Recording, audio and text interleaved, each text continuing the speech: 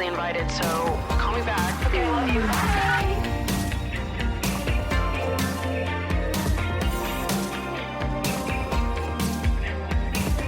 What's up, you guys, and welcome back to Emotionally Online, the show for spilling guts and sharing secrets, hosted by yours truly, the one and only Maddie Dragsbaek. I'm in a very... I can't tell you how many times I'm recording and a siren interrupts my train of thought, pattern of speech. There's just always something going on outside. And now, what the fuck was I going to say? I have no idea. At the beginning of the episode, we've got a siren interrupting me. I think I was going to say I was in a very sleepover mood this week. I think it's just with the changing of the seasons as it's starting to become fall. I'm like, oh, it's back to school. We've got things to gossip about. I remember. Oh, not to bring up like Coke and Pepsi type books again, but I just love a Coke and Pepsi. I love a little Coke and Pepsi moment. But I remember my friends and I, when we were in like the 4th grade, we had this book that was basically like asking for superlatives. It was like the funniest, most sexy, most likely to be in a relationship or with each other. I don't know, this book that we had that had all these things. And my friends and I, we would fill it out. I wish I still had these things. But it was like, we would fill it out and it was like half honest. But it was really just, we would say all the nice things about ourselves. So it was like the funniest was like, obviously you're the funniest. Most likely to be in a relationship. I think Maddie and so-and-so are going to be in a relationship. Like, it's like you just say whatever you want to say. And that is so beautiful to me. You're crafting the world in the way you want it to be. It's that Pisces brain, baby. Dream it, think it, believe it, do it. Craft it. That also reminds me, when I was in high school, my fucking biology teacher had a sign, handmade, hand printed, printer paper sign on the wall that just said "do to do." What the fuck does that mean? Do to do. Clearly he was not an English teacher. Do to do. I just don't know what he was trying to motivate us to do. The fact that he had to make it himself. He was in Microsoft Word. He was getting in there, turning up the font size to fucking 107, being like, what can I possibly put on this printer paper to inspire these children? One word per paper. And we're going to take them together and throw them on the wall. What does it say? Do to do. I'll never forget it. I will never fucking forget it. So if anybody that I went to high school with has the inside scoop on why the fuck that was on his wall, if anybody had the audacity, nerve, and gall to ask him, sir, what the hell is that? What am I supposed to take away from that? Let me know. Because I never asked, and I probably should have. But to this day, I wake up and I look at my to-do list for the day. I think of all the things on my plate. I think of the life I want to be living, the things I want to manifest, the delusions I'd like to bring into reality. And I just think to myself, do to do. And that's what gets me through the day. Speaking of things that get me through the day, there's something absurd that my parents have done this week that I need to tell you about, because it probably shouldn't bother me this much, but you know when somebody does something and you're like, I shouldn't care about this, but you feel like an itch inside your body to be like, this is wrong. This is so wrong. But it's like so low stakes that you're like, calm down. You don't need to be this invested in this. But I still feel invested. Like I have strong opinions about everything. I wish I cared less about stupid shit. But unfortunately, I care about stupid shit and non-stupid shit. I care about everything, okay? I have an opinion about damn near fucking everything. So this week, 2 weeks ago at this point, my family dog, my childhood dog, had to be put down. His name was Kobe. We adopted him when I was like 12, I think. So he lived a long life. He was an old dog. It was his time. He basically had like the dog equivalent of Alzheimer's, and was losing his ability to control his body. His hind legs were like not working anymore. He couldn't walk. So it was his time. But it was naturally a sad moment. Pet loss and grief in that department is really difficult. My mom was his like main caretaker person. She was like his chosen one. So I think it was the hardest on my mom because she was the one that really had the most special relationship with this dog. So they put the dog down the day before we go to Vegas. And while we're in Vegas, my mom is applying to adopt a new dog. And that's not the crazy part to me. I think everyone takes their own amount of time to want to get a new pet after they have lost one. And my mom just sent off her last kid to college. She's got an empty house. She doesn't work anymore. She needs something. So the dog is going to be her thing. Okay? Got it. All for that. Love that for my mom. I believe she deserves happiness and she loves pets. She's a great pet owner and she deserves that love and joy and happiness in her life. She loves taking care of things. She's born to be a mom. Okay. So she's sending out applications to adopt a new dog. 2 days after we get back from Vegas, it's like probably the 1 week mark of when the other dog was put down. She gets matched with this adoption agency, matches her with a dog and say, we've got you one. You're going to adopt it. We've got it all set up. The dog that just died, his name is Kobe. Kobe. Like Kobe Bryant. Kobe.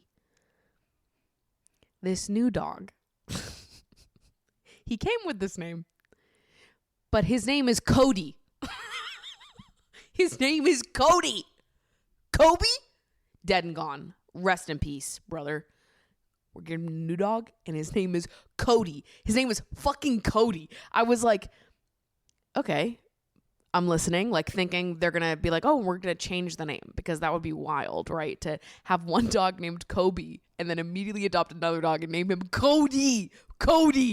And my mom was like, it's a sign. Like Kobe picked him out for me and I can't change the name because Kobe personally from the high heavens has selected this dog for me to be like, this is your new mom. This is the dog. And I love that. I think that's so sweet to be like, Kobe picked him out for me. I love seeing things as a sign. Everything is a sign. Everything has meaning. I love that. I think it is so sweet. I think that we can be like, yeah, it's a sign and also change the name though. I'm like, first there was Kobe and he lived a long, happy life. And 7 days after his death, we found Cody. And now we have 2 dogs in our family history with practically the same fucking name. So it's almost like he never died. I just find it so disturbing. I don't know why it got me so riled up, but I was like, you guys have to change the name. And then they were like, well, if we're going to change the name, which they don't seem to want to, they were like, if we're going to change the name, we'll change it to Bubba. And I was like, you cannot do that because that's what they called Kobe. That's what the entire time we had Kobe, very rarely did we actually call him Kobe. We called him Bubba. So I'm like, what do you mean you're going to call the new dog Bubba? That's Kobe's name. Let's be honest and real. I don't get it. I'm like, don't you guys, isn't it fun? Isn't like the naming part of this fun to you? No, they don't give a fuck. They're like, his name is Cody now. So I guess my family now has a dog named Cody, which is so funny. It's hilarious. Yes, my family dog died. Kobe is dead, but no worries because Cody lives on. Also, my brother's name is Cole. Like, it just seems like there's so many names that sound very similar to each other. Kobe, Cody, Cole. What's going on? We're like the Kardashians. I don't know. I don't know what's going on in my house. To me, like, naming a pet should be like fun. It's like a fun experience. But maybe my parents are just over it. They're like, we've had many pets and 4 kids and this bitch is Cody. Like, we're not renaming him. It is what it is, I guess. I don't know that I stand by it, but Anyways, welcome to the family, Cody. Excited to meet ya. I think the craziest part of that, though, was learning that this is not the first time that my mother has done this. Because I guess when she was a kid, they had a dog named Fluffy, and Fluffy died. And then they adopted another dog that they named Fluffy. Fluffy 2. Or was it Sprinkles? I don't know. Fluffy, Sprinkles, there was 2 of them. One died, and they adopted another dog and named it the same name. I'm pretty sure it was the same type of dog, too. At the very least, this dog, this new dog, Cody, does not look like Kobe. Kobe was a black lab. Pretty sure Cody is a yellow lab. Or maybe he's a golden retriever. I don't really know. So at least they don't look identical. If they looked identical and they were naming Kobe and Cody, I've got criticisms. So there's your dragsbaek family lore of the week. Also, speaking of dragsbaek family lore, I am in a fucking toony mood. If there's ever been a toony mood that I have been in, it's the mood that I am in this week. Toontown girls rise and unite. They added a new land, a new area in Toontown. I've been texting my sister every day of the week, like, I'm feeling a little toony right now. And she just ignores my texts. I'm like, Morgan, did you hear me? I said I'm feeling a little toony right now. You're supposed to say, oh my God, I'm feeling a little toony too. Like, should we log on? Should we go to Donald's Dock? Do you want to go to BossBot HQ? Like, I'm a gamer girl. What can I say? And my game of choice is fucking Toontown Online. Toontown Rewritten, bitch. And I'm fucking fantastic at it, okay? I'm maxed, you idiot. I'm better than anyone on that fucking game. And it's something about this time of year, when the weather starts getting colder, I enter my toony mood. Because when I was younger, my siblings and I, we loved Toontown growing up. It's like the most nostalgic game to me. My parents hated it, though. And they were always like, you cannot play Toontown. Get outside. What are you guys going to do? Sit on the computer and just waste your days away? I'm like, yeah, Mom, I fucking am. I am going to sit on here and drown my Sims in a pool all day, okay? And steal someone's wife in the park. Motherload. Rosebud, whatever the fuck else I can do. Yes, I do. I want to sit and numb my brain with video games. And then, I don't know. It's just fun. It doesn't need to be deeper than that. But my parents would be like, oh, they hated it. In Toontown, you had to pay for back in the day. You had to have like a subscription. They would sell them at like grocery stores by the checkout. You could buy a little gift card subscription for 1 month or 3 months to Toontown. And my parents would only buy it for us around the holidays. So I feel like once the weather starts to get colder, I'm like, ooh, it's feeling a little toony around here. Because it was the one time of year that we were allowed to play Toontown. Not that we weren't allowed, just that my parents were not going to buy it for us. And if we bought it for ourselves, they would be pissed at us. And they'd tell us we were wasting our lives. Joke's on you, Mom and Dad. I wasted my life in a different internet variety. Joke's on you, Mom and Dad. I talk to myself for a living. I'm kidding. This is literally the best life I could have ever asked for. Old people just don't be getting it. They just don't totally understand. But one of these days, I'm going to convince my entire family to make an account in Toontown and just play it for an afternoon, and I will change the minds of a generation. You get in there and you make your purple duck, and you meet me at Cellbot HQ, and we'll see how much fun you start having. Okay? We'll go battle some cogs, some flunkies, some spin doctors, some Mr. Hollywoods.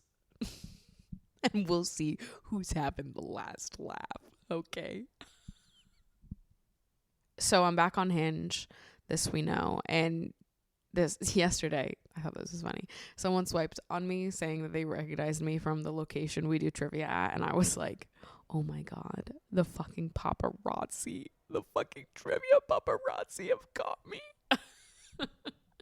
I think I have a really good memory, but people's faces, unless you have a very specific feature, I'm probably not going to remember you.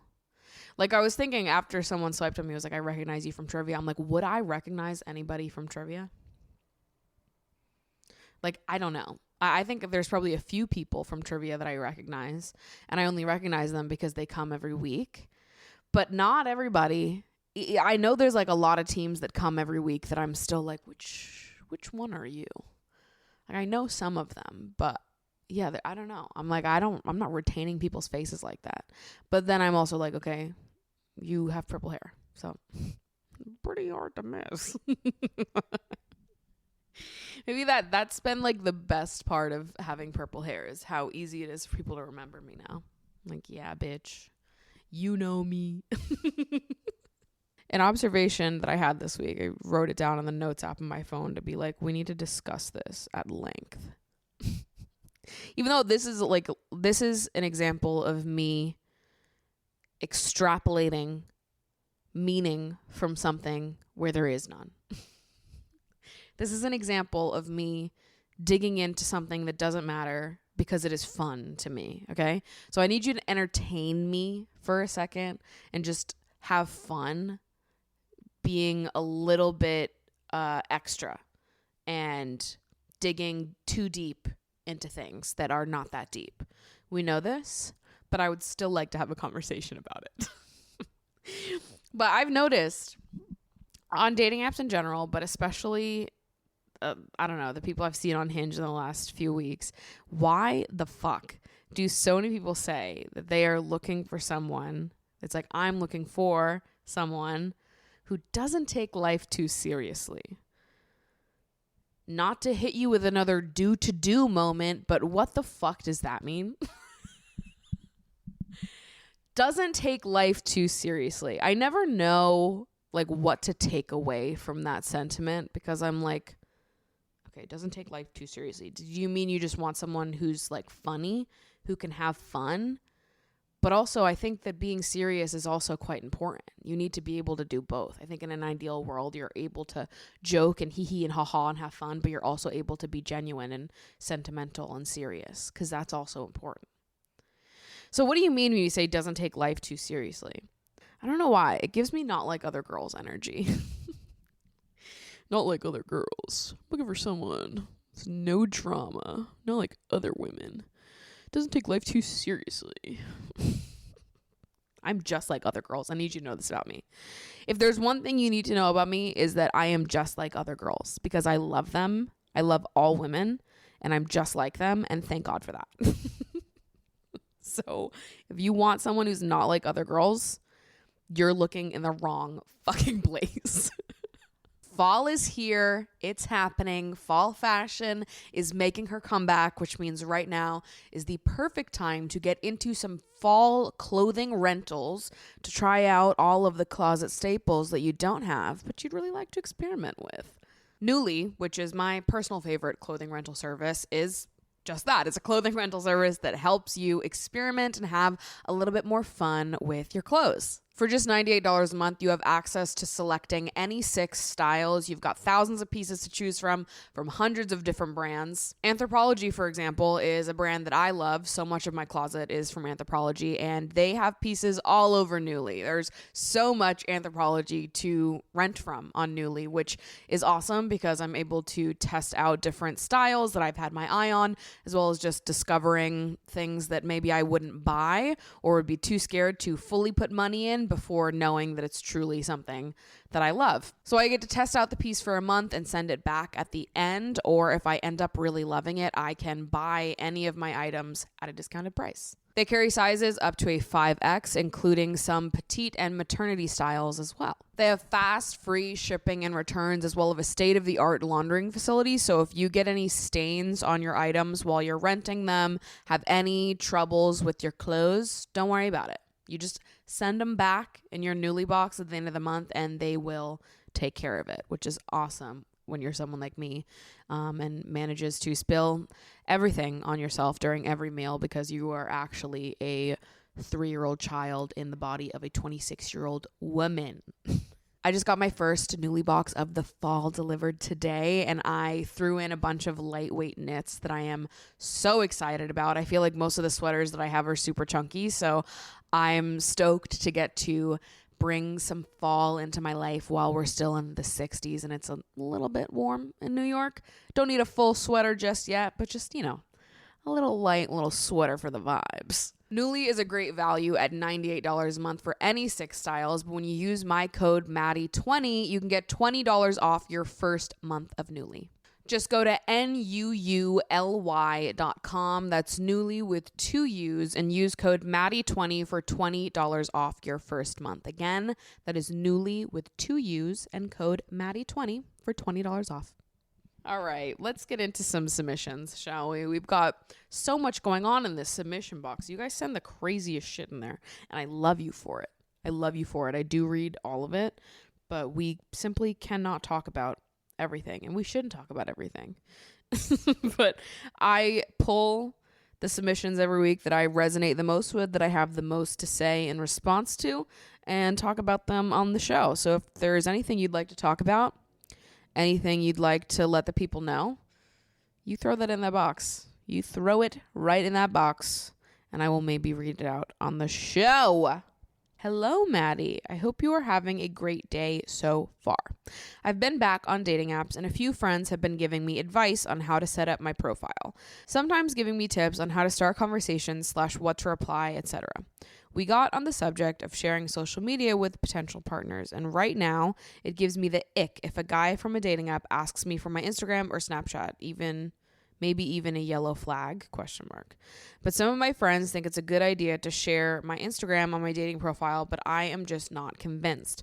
So I'm curious to know what your stance is on sharing socials with people with whom you are talking to or just starting to date. When would be a good time to share socials with a partner?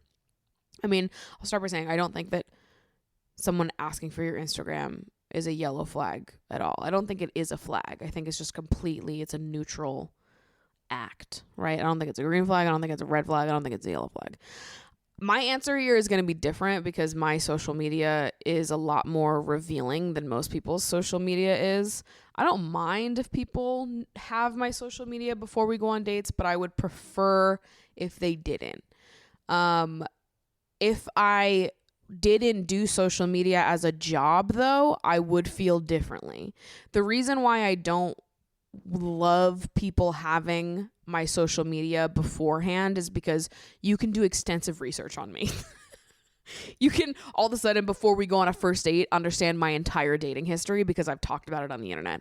I would rather the people I'm dating have those conversations with me face to face and learn things about me through the process of dating me and not through watching my YouTube videos and listening to my podcast. Obviously, you meet people in different ways. So like if I'm dating someone that I met on social media or I'm dating someone that was a friend first, that's different because it's like, okay, they already know me and we have a relationship that was built through them already knowing this part of my life.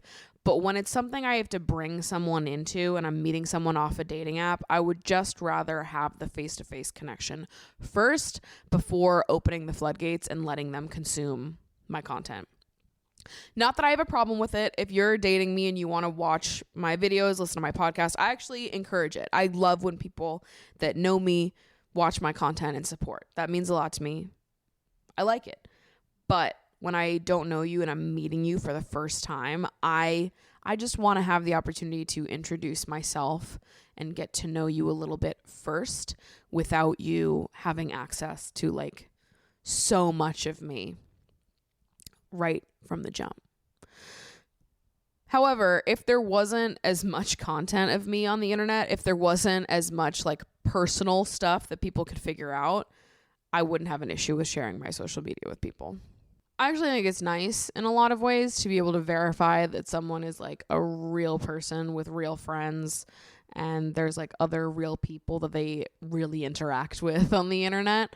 I don't know. I think it's a completely neutral thing. It's whatever you feel comfortable with, really, depending on how much you share on the internet, what information about you someone can get from your socials. But if I was just someone who used social media in a very regular, everyday person sort of way, I wouldn't feel weird about sharing my socials at all. I don't know. It feels kind of unimportant to me, though. It's whatever you feel comfortable with. If you don't feel comfortable sharing, then don't. I don't think it's a big deal either way. Hello, Maddie, fellow sensitive, romantic / deep thinker and feeler here. I've spent most of my life being told I'm an old soul and wise beyond my years, and honestly, I've always found it to be a major compliment. I love the idea of being known for being wise and deep and honest. However, I'm starting to second guess my status in my friends' lives. I've been coined the group therapist, and while I used to find that role sweet, I'm starting to feel my role in their lives is only for advice. It's starting to feel like they don't like me for me, but for my perspective. The irony of this situation is that while I know how to be a therapist and help a friend through things like that, I'm having trouble figuring out how to handle it myself. Have you ever experienced something like this, and how have you navigated it? Thank you for your wisdom. I love your little corner of the internet. Yeah, it's funny. People have always told me things like that too, that I'm an old soul and wise beyond my years, and my reaction has always been like, I feel like you just underestimate young people. I'm like, I don't know that I am an old soul. I really just think that you underestimate how smart and reflective 26-year-olds can be. I don't know. Maybe you weren't this cool at 26, but I fucking am. I get it though. It's a compliment. I'm sort of teasing here, but I don't know. There is something about those compliments that always make me go, you're being nice, but also young people can do brilliant things. Young people are also smart and reflective and wise people. A lot of things do come with age, but also just because you're young doesn't mean you're a fucking dumbass. Being coined the group therapist. That's interesting. I guess I don't feel like, I don't know that there is a group therapist in any of my like social circles with any of my friends, but I almost feel like that's because we're kind of all that type. I think we're all a very similar type of person. Like when you listen to my podcast episode with Ashley and Mika, I just feel like you get the vibes, right? You listen to the conversations, the friendship that I have with them. It feels, I don't know, we're all a very similar type of person. I think we're all very thoughtful and caring and reflective and just like big softies. So I don't know that I've ever felt singled out in that way, or like I was providing something to the group that the group didn't also provide to me. I feel like we're all very like supportive, reflective people. I give great advice, and Ashley and Mika also give great advice. So it's never like a one way sort of thing, right? When they need advice, I'll give it. When I need advice, they'll give it. And I think I don't know, it feels like more of a even handoff, even pass off, I suppose. I do understand why you would start to feel like the group therapist in like a bad way if you felt like you weren't getting anything out of the friendships and you were just sort of there to fulfill a role, or you were there to be supportive and reflective for other people, but when you needed someone to be supportive or to help you go through your own shit, they're not there, or they don't seem to be there with the same level of enthusiasm. I get why that would be frustrating. I don't think it always has to mean something deeper. I mean, like, it could. I don't know who your friends are or what they're like, but sometimes people just don't know what to say. Sometimes people don't have like a lot of opinions, or they don't have advice to give. Some people are just better listeners than they are advice givers, and I think a lot of times that's all you need, right? I don't think your friends need to have all the answers for you necessarily, or they need to be doing all the unpacking necessarily. I think sometimes listening is good enough, but if they're not doing that, they're not at least being present and listening and like asking you questions and following up. I can understand why that would be frustrating. Maybe it's just more of an effort thing. You feel like you put in more effort to your friendships than they do. You feel a bit more like you are giving more emotionally to the friendship than they are. Because I think it's a really sweet thing to be someone that people trust and want to confide in, and people like your perspective. You make people feel good. I think that's a good thing. I think that's awesome.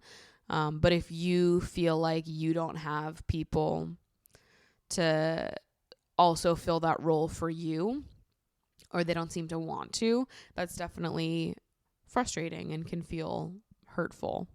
I'm sort of reading between the lines here and drawing my own conclusions. I don't know exactly what your friendships are like or how you're feeling here, but I think it could be worth having a conversation about if you're hoping for them to be a little bit more supportive and there for you, if you want more feedback, if you want them to just be more inquisitive towards how you feel and things that are going on in your life. I think you can ask for that. I think there are ways to express you desire more closeness with people without making them feel bad or defensive or anything like that.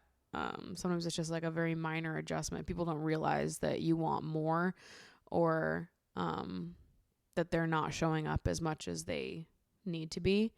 I think sometimes like people get so wrapped up in their own lives that they don't realize that they're slacking. Nobody's perfect. Fucking I need these reminders too sometimes. And maybe they just need a reminder, a little nudge that you need them and you love them, and you would love if they could be more supportive and more active listeners and participants when you are in need of advice. Hey, Maddie, I enjoy listening to the podcast so much and really feel you bring an empowered perspective to the theme of relationships and dating. So thank you, first of all. I've been seeing this guy and I'm very taken in by him. He's super smart, very sensitive and respectful. He's actually everything I describe for what I would be looking for in a partner. However, when I'm in his company, I feel super nervous and can't display the coolest, most composed version of myself. However, when I'm with other people, I am relaxed and confident and I like my vibe more, but I don't fancy them at all. This led me to think, how normal is it to be nervous and second guess what you're saying in the beginning stages of dating someone that you like? Is it good to be nervous because you're so impressed, maybe slightly intimidated by them, or should I leave it because I think I come across too nervous / not my most authentic self? I'm only like this when I like someone a lot or I'm really taken in by them. Maybe it will take time to calm down around him. Would love to hear your thoughts. Of course, it's normal to be nervous around someone that you really like, that you're in the early stages of seeing. You want to make a good first impression. You want to say the right things. It makes sense to be nervous when you're in like the first stages of meeting someone you think is really fucking cool. That's totally normal. Everyone feels that way to some extent. I will say, I think we are way more critical of ourselves than other people are, / we pick up more on our nervousness or our lack of showing our full selves than other people will. You also don't need to show every part of yourself when you're first getting to know each other. You are slowly getting to know each other. You will slowly start to open up more, be more comfortable the more time that you spend together. I think it's unreasonable and unfair to expect yourself to like be able to show up the same way you would with your friends that you've known for forever, that you're not romantically interested in. It takes a while to warm up to and totally open up with someone new so you can show them your full self. Some people open up faster than others, but just because you are not totally opening up just yet, or you don't feel like you're being your full self, doesn't mean that the version of you that is showing up is not you. Nervousness is a part of us. Nervousness is a part of you. This is a version of you. Obviously it's not the full you, but they don't need the full you right now. I think nervousness is very endearing. I think it's very sweet. And I think that it is part of you. And I don't think it's something you need to wish away. I absolutely don't think it's a reason to stop seeing somebody. I think you are maybe being a little hard on yourself. And I think that you are probably being more critical about things that they are probably not even picking up on. I'll be honest. I do get it though. When I was first starting to date people in college, I remember being very nervous in ways that I'm not presently. It was like when I was first starting to date and had a lot of insecurities and self-confidence issues. It felt really hard to show up as like my full self because I was so scared of rejection, and I so badly wanted to make sure that I could like manicure myself to be the most palatable and the most desirable version of me. But ultimately that's not you, right? You on your best behavior, you as the most manicured cool girl version of yourself is not you. That's not fun. And that's ultimately not what the other person is gonna find attractive if they're actually meant to be with you. If you're dating someone and you guys are actually meant to be together, they're gonna love every goddamn part of you, no matter how fucking weird you are, right? So, you know, I think there are levels to nervousness. Some level of nervousness is always totally normal and acceptable. I don't think you need to expect yourself to immediately show up to dating someone and getting to know someone, expect yourself to just fully be, the version of yourself you are around your closest friends. But at the same time, I get that there are levels to nervousness, and the kind of nervous that I might get now in the early stages of dating is nowhere near the kind of nervous I used to get when I was younger. I actually remember going out with this one guy. I was probably like 19 or 20. And I remember thinking to myself, like, how is he even going to know if he likes me? Because I don't even really think that I've shown him me yet. I feel like I've shown him a version of me, but it feels so different than the version of me that exists on a day-to-day basis that I'm like, how's he even going to know if he likes me? Because I don't even think he knows. Meanwhile, he's saying all these nice things to me, and I'm like, you're saying a lot of words, but I don't think you know me. I remember that was like panicking me at the time because I didn't feel comfortable totally being myself around him. And I think looking back now, that's probably the most nervous I've ever been dating anybody ever. I never felt that way ever again. It was only him that I felt that way about, where it was like, I'm totally not being myself. And ultimately I was feeling that way because he was so wrong for me in every single way. And I think my nervousness and my inability to show up totally as myself came from a place of like knowing that we were not right for each other and knowing that he was not going to like who I truly was at my core, at my heart. And so I think I was just like, I don't know, at that stage in life, I just wanted validation and going on dates with people, even if I knew that like there's no reason for us to work. I just wanted to feel wanted. So it became my burden to be like, why are you not comfortable with him? Why are you closing yourself off? Why are you not being yourself? And it was like, I was getting mad at myself when it's like, the reality is you don't connect with this man at all and you don't feel comfortable around him and you have literally nothing in common. So maybe that's why.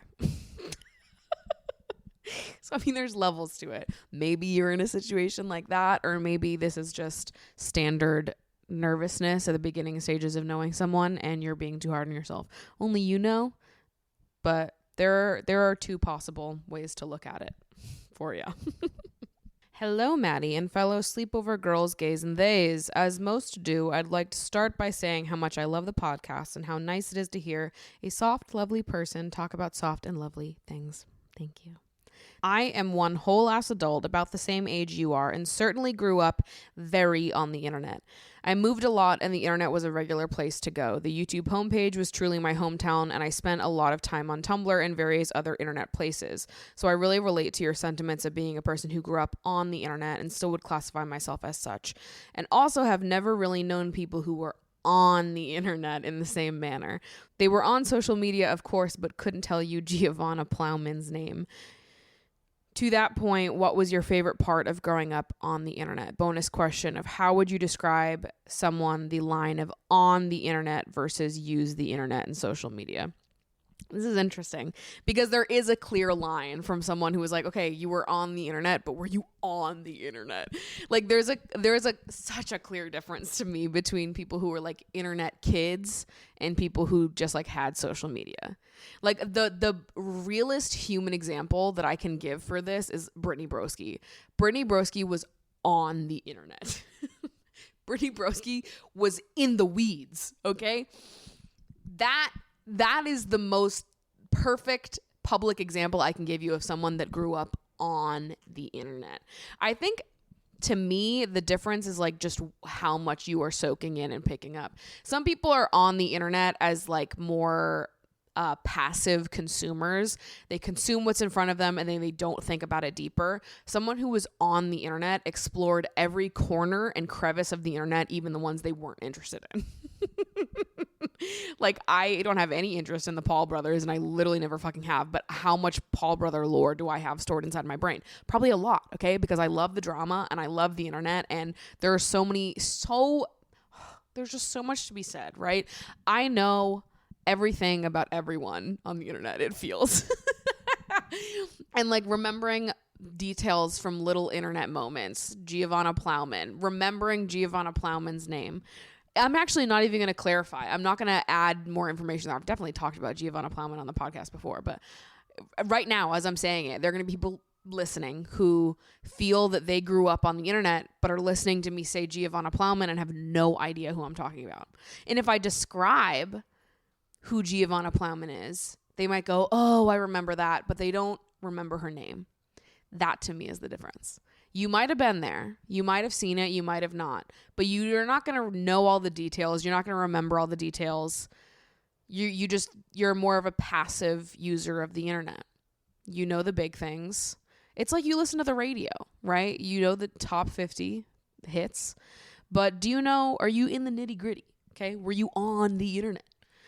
And some people were not. Some people were listening and consuming social media like they're listening to top 50 radio hits and not necessarily in the weeds, in the corners, knowing all the drama and all the details. And you can truly and honestly tell when someone grew up an internet kid versus someone who grew up like with internet access. It's so funny. Last night, I'll get like fixated on random things and be like, now's the time for me to do it, even though it's like totally not the time whatsoever.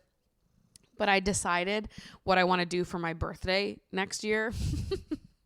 My birthday is literally in fucking March. It is September. But I was thinking, and something that I would love to do that I think would be so fun for my birthday next year is host a trivia night for all of my friends, except I make up all the questions.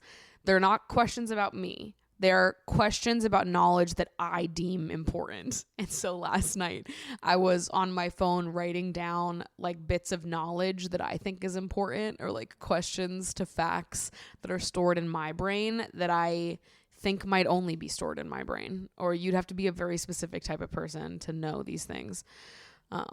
And a lot of it is internet knowledge that I'm like, I know this, and a lot of people like me know this, but I don't know how many of my friends know this. I really do believe that my like specialty of knowledge is the internet.